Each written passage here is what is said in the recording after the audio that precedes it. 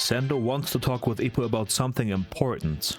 During this conversation, it becomes clear that Sendo is the best rival and friend Ippo has ever had. But what's so important that he came straight to Tokyo after returning from Mexico without even going home first? In chapter 1278, Sendo and Ippo talk on the roof.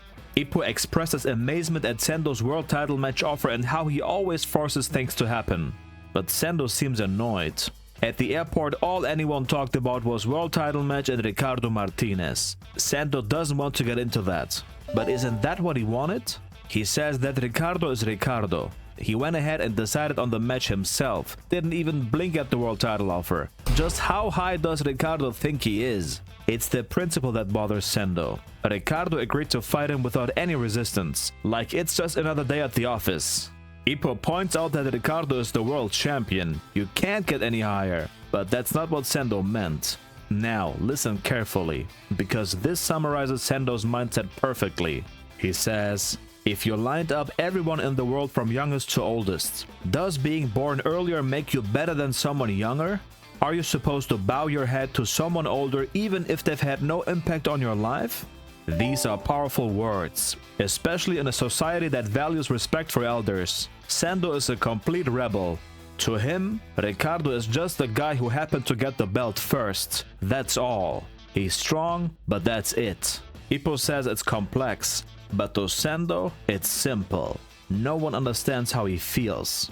For him, Gonzalez is a much higher priority than Ricardo. Gonzalez doesn't have the belt, but Sendo doesn't care. He respects Gonzalez. After all, he's the man who beat Ippo.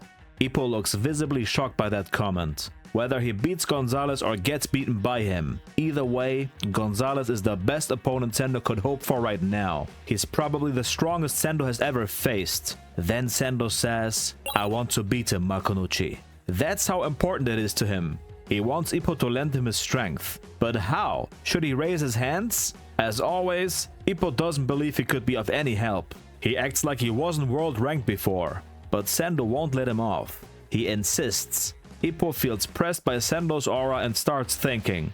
He can't spar, so how could he help?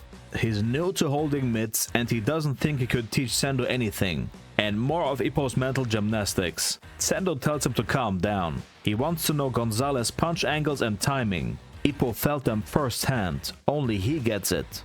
Ippo explains that it's the quality of Gonzalez's punches. Hard, sharp, and so accurate that they only land on vital points. Sendo twitches when he hears that. He says he felt something similar when sparring with Ricardo. It was like Ricardo was tearing holes into him. That's how bad they hurt. And since Gonzalez resembled Ricardo, it makes sense that they have similar punches. Sendo asks, anything else? Yes, there's something else. Gonzalez's personality. In interviews, Gonzalez is calm and cool. But once the gong rings, he changes. He becomes an entirely different person. He's like someone Ippo has met before. Who does he mean? It's like Gonzalez unleashes his overwhelming brutality and nothing can restrain it.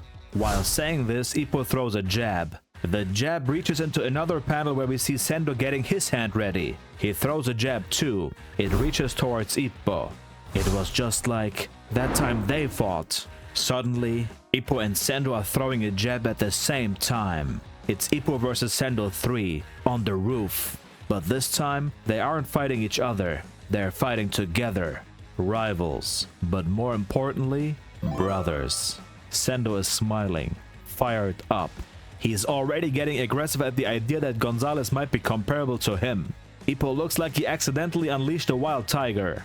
He tries to fix the situation, but Sendo is already off the rails. He doesn't care how Ippo says it. He's not even mad that Gonzalez might be like him. He embraces the challenge.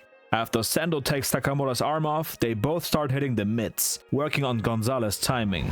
Sendo throws a jab and it almost goes straight through Ippo's head. Look at Ippo's nose. It's like a full-on fight. But Ippo didn't hold the mitts properly because he's used to the other guys at the gym. He can't believe it. The quality of Sendo's punches is on another level. Then, like Rock Lee, Ippo takes off his weight to show Sendo how to do it. He starts off with a left hook. Sendo is ready, but when Ippo throws the hook, it flies like a rocket through the air and hits the mitts with an explosion.